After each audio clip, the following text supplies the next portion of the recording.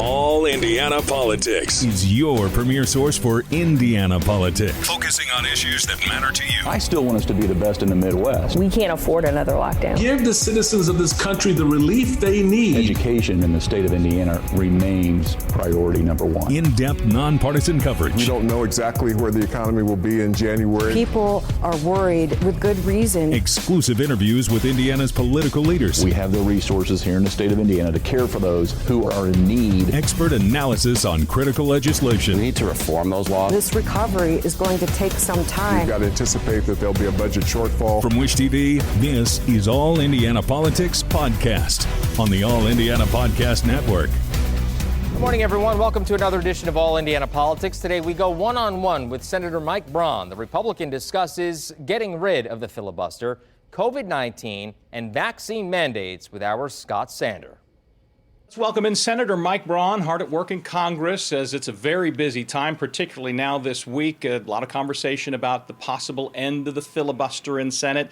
The president had hinted about it, but this week, for the first time, came right out and said this is an occasion to change the Senate rules. Your take on his decision to take that step, and if you will, how this differs in your mind from when things have been changed in the past, say when both Republicans and Democrats used it to change rules for judicial nominations. So the employment calendar, or judges and cabinet positions, one thing. And you can see how that is morphed over time. Now they're wanting to do a carve-out just on voting rights legislation. And I think Joe Manchin said it pretty simply. It's hard to do a carve-out without getting the whole turkey cut up. So I think it would lead to frivolous legislation. It would whipsaw us back and forth between whoever's in control in the Senate. Early on, I thought, well, maybe the best idea wins. It ought to be out there. I've been here now 3 years, and if this place actually did much that generated results that you paid for without borrowing money from your kids and grandkids on anything, it'd be different. So it would be, in my opinion, similar to what we saw where it was used in a narrow way on the appointment side of the Senate. I think it would cascade into full-blown, even more spending, more frivolous legislation. Right now, we're asking that 60 senators get together so that there's some modicum of bipartisanship. And to me, it's mostly in response to the Build Back Better kind of floundering, falling apart. That was based upon bad ideas, too, of spending buku's amount of money with questionable programs. And here, they're going back to voting issues. Did you hear any complaints about voting access, even integrity issues pre-COVID? That was precipitated by rules being changed, laws being changed to accommodate voting, now wanting to make those permanent, and no one was complaining about it, pre-COVID. And the other thing, not to mention, is the Constitution is absolutely clear. Election law is the domain of the states, not the federal government. As you mentioned, COVID runs as a thread through everything. You were part of a hearing this week. Several moments stood out as I watched. One was a leading voice saying it's time to deal with the fact that everyone is probably going to get COVID. Did that at all reframe the issue to you, and where do you feel the federal response stands right now? That came after I asked Dr. Woodcock, the acting commissioner of the FDA. I wasn't going to go to Walensky and Fauci. I didn't think I'd get a clear answer from them. And it was based upon the Washington Post. I'm reading it Monday evening and almost dropped the paper when it said, "Enough is enough. America cannot be in constant anxiety, marinating in fear, and we can't disrupt the economy." That is an about face for a place that's been saying just the opposite. But enough is enough, and it's clear. And then she made, whether it was a Freudian slip or whether it's just the truth, is that almost everyone is going to be infected with it. And then when you're trying to push vaccines as the cure-all. It's one of many different things that we're going to need to fight this endemic disease with. I predicted it would be a wrestling match that had many frustrations from March 2020 when I weighed in on it to the present. It's come true. Businesses have, I think, been really good about trying to keep their employees, their customers safe. And I think most of these solutions have to be tailored in a decentralized way. The top-down, one-size-fits-all just has not been producing the results. We've had more cases and more deaths by a large margin under Biden than we did Trump. As we talk about the response and moving forward, our conversations date back to when businessman Mike Braun was interested in serving in Congress. I want to make crystal clear how you stand on the issue of vaccines, because I know you watch what happens at the State House back here in Indiana. Should business owners be able to decide for themselves whether to mandate vaccines? So I've been clear on mandates. I don't like them, period. And the higher up they are issued, to me, the more burdensome and off the mark they're going to be. When it comes down to, is it the individual, or is it a business, or is it an entity like a local school board or government, that gets to be a tricky conversation, because you're getting down in the area where I think it needs to be generally. And I'm going to be in that camp to where if a business chooses to do it, they ought to be very careful about it, because they better make sure their employees are in agreement with them. But you probably have to give them the ability to do it. And any individual should never be forced and should have the flexibility to either say it makes sense because I view it in my own best self-interest, maybe in conversation with their doctor. And I think you're at least getting it at a level that is much better than the way the Biden administration's been trying to run it. Like, hey, get a vaccine or lose your job, and doing it from the very highest levels, homogenizing an approach across all of our states. And I think state government's got to be careful too, that they make sure they're not putting in methodologies, laws that restrict the freedoms of any individual. Senator Mike Braun, thank you. You bet. Coming up, a challenger to Senator Todd Young. Meet the man that may be the Democrats' best hope of taking a Senate seat.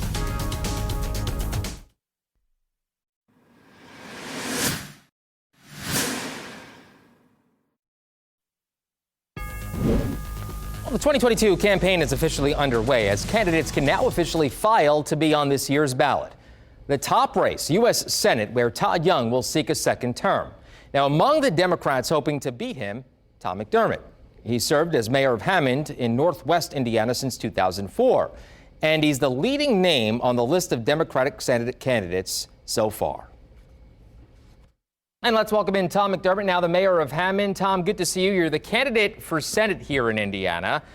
Very well known in Hammond. You've been the mayor since 2004. For folks at home who are watching who maybe aren't familiar, give us a 30-second synopsis on Tom McDermott. Thanks. I've been the mayor of Hammond, Indiana for 18 years. I'm in my 5th term right now. I'm known for a college program that I started in Hammond that gives free college tuition to our homeowners. It's one of the big things I was known for locally. But more importantly, I joined the United States Navy when I was 18 years old, served on a fast attack nuclear-powered submarine. Wow. As an electrician, got out of the Navy, put myself through college, put myself through law school.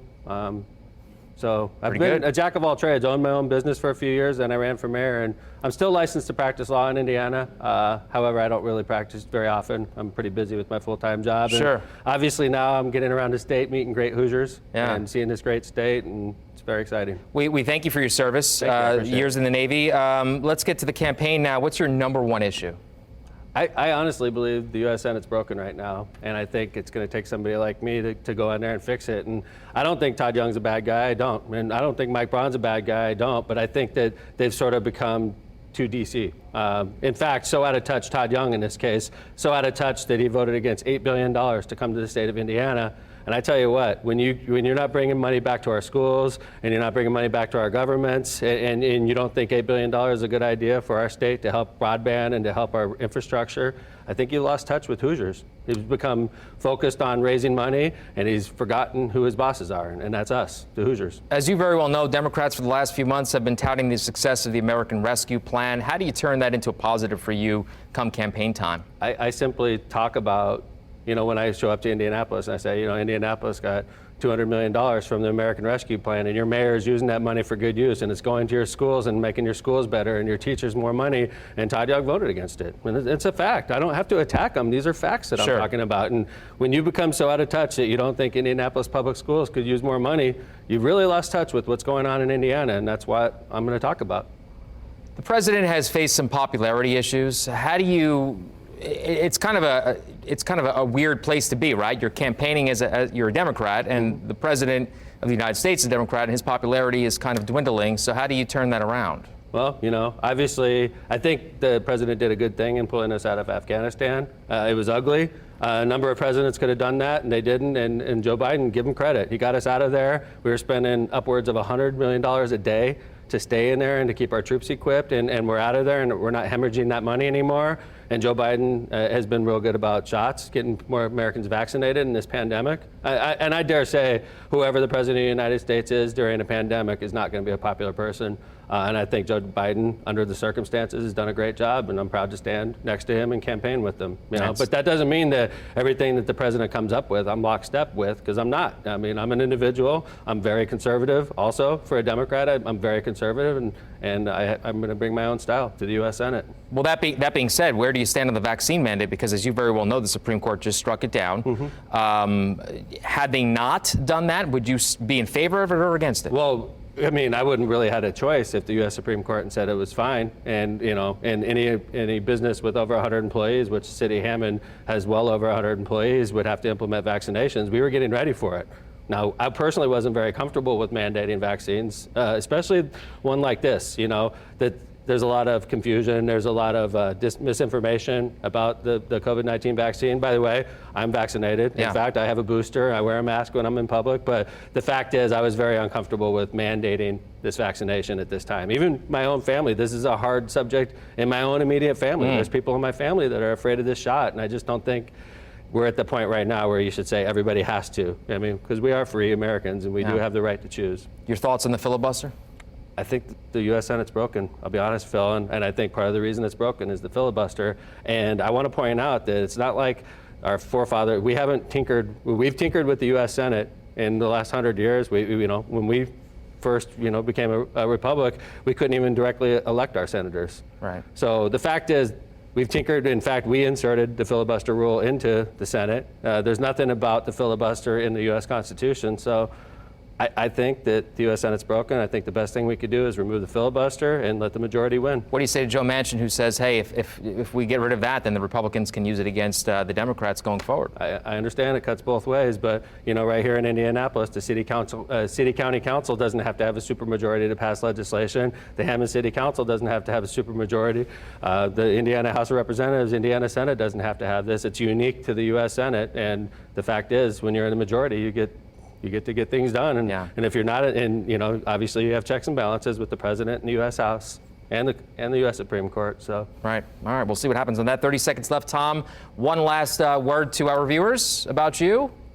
I'm going to work real hard. I'm going to shake your hand. I'm not going to look at Indiana and say that's a red part and this is a blue part. I'm only going to go here. I want to represent all 6 million people that live in the state of Indiana. I want to do a good job for you, and I want to bring money home from Washington, D.C. to help rebuild your communities and pay your teachers and build better schools. That's what I'm all about, and I think Todd Young has lost his way.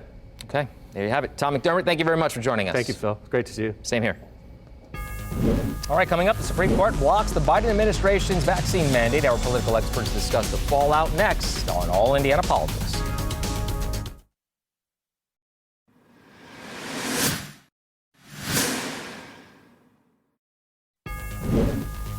All right, welcome back to All Indiana Politics as we welcome back Kip Tu, former chairman of the Indiana Democratic Party, and Tom John, former chairman of the Marion County Republicans. We'll start with the COVID vaccine mandate. The Supreme Court, as you gentlemen very well know, says that the Biden vaccine mandate can't take effect, but Indiana lawmakers are still moving forward with banning mandates here in Indiana. Kip, I'll start with you on this Sunday. The ruling, kind of a big setback for the White House, no? Well, it was a narrow ruling. On the one hand, they said that OSHA cannot be the agency that enforces a vaccine mandate, because on the other hand, the very next case, they said hospitals still can have a vaccine mandate based on if they have get money from Medicare or Medicaid. So they didn't rule that vaccine mandates were unconstitutional. They just said the way in which the Biden administration went about in trying to enforce this mandate went beyond the bounds of what Congress envisioned for OSHA to do. Right. So it is a setback, no question about it, for us fighting the virus. But I don't think it was a large precedent-setting case. So that brings us to the other part of the question, Tom. Should that ruling be enough here in Indiana? Why keep moving forward on a total vaccine ban on the state side?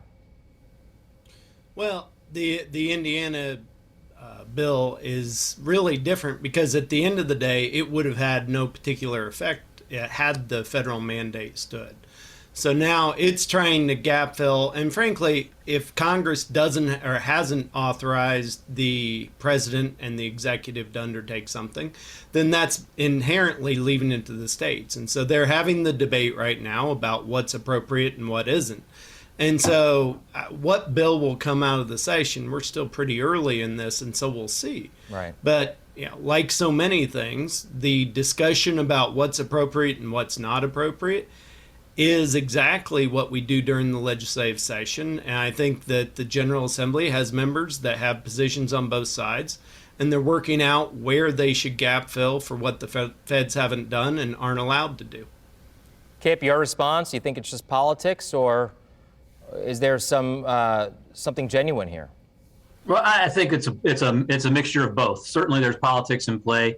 You've got the Trumpers who and the anti-vaxxers and those sorts who really don't want any mandates at all. They think everything's fake, and there's a certain portion of the Republicans' constituency that they're trying to play to. But there is a legitimate issue here about the power of government and the power of business and all those things. Those are all fair points to have arguments about. We're in a pandemic. We do have mandated vaccines for a lot of different kind of diseases. I think that the debate's a little stale when it comes to that, because we settled it many years ago with the polio vaccine and other things. But I do understand why Republican politicians are worried about their primaries. Yeah. So let's talk the election season, gentlemen. The big announcement, as you guys very well know this week, is that Congressman Trey Hollingsworth will not seek re-election. Kind of twofold here. How big of a surprise is this? And is this more about running for governor in 2024? Tom, we'll start with you.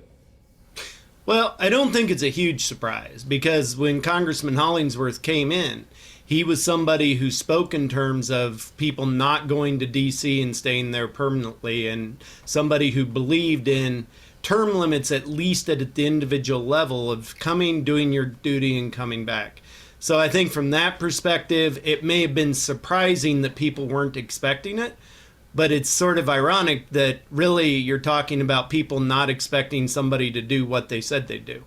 So from that perspective, I understand people being surprised, but if you were listening to what he said all along, I don't think it is. And when he comes back, then we'll see what he does, if he does business or if he looks at other opportunities. Kip, is he going to run for governor? Well, I like the phrase "come back." He's not from Indiana; he's from Tennessee.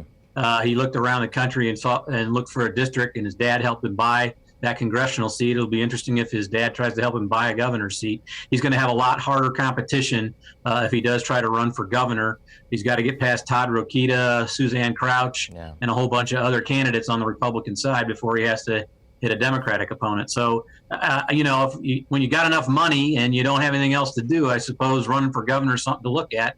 But he's not a Hoosier. Right. Tom, quick, we have a minute left, so I just want to clear this up real quickly. Kip brought it up. There are a lot of names out there come 2024. Are you concerned? There's certainly a lot of names out there. Anytime you go through an election cycle, you have lots of names out there. And I think Trey Hollingsworth would be an outstanding governor. I think that our lieutenant governor could be. I think Attorney General Rokita could be. There are lots of great names. That's not a negative. It's a positive that the Republican Party has lots of leaders that people are talking about. We haven't heard from any of them other than Eric Doden, who once again is somebody with a stellar record, who is actually in. You're going to have the punditry. You're going to have all this. And we'll get to a race where we'll debate issues and ideas, and we'll end up with a good candidate that runs in the fall. We'll see what happens. Of 2024. We're going to wrap it up. But Kip, any word yet on a Democratic candidate? Well, there's several actually. Eddie Melton, Ryan Hatfield, and others. So, okay. Yes. All right. We'll see what happens. Gentlemen, thank you very much. We'll be right back. Take All Indiana Politics on the go with you. Download our podcast now. Part of the All Indiana Podcast Network and allindianapodcastnetwork.com.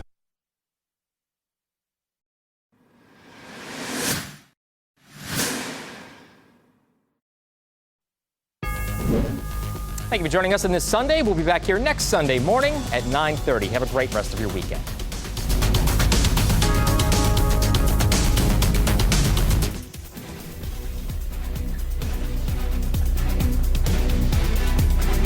From Wish TV, this is All Indiana Politics Podcast on the All Indiana Podcast Network. Watch All Indiana Politics live Sunday mornings at 9:30 on Wish TV and at wishtv.com. Subscribe to this podcast and listen weekly here on the All Indiana Podcast Network. And be sure to discover even more great podcasts at allindianapodcastnetwork.com.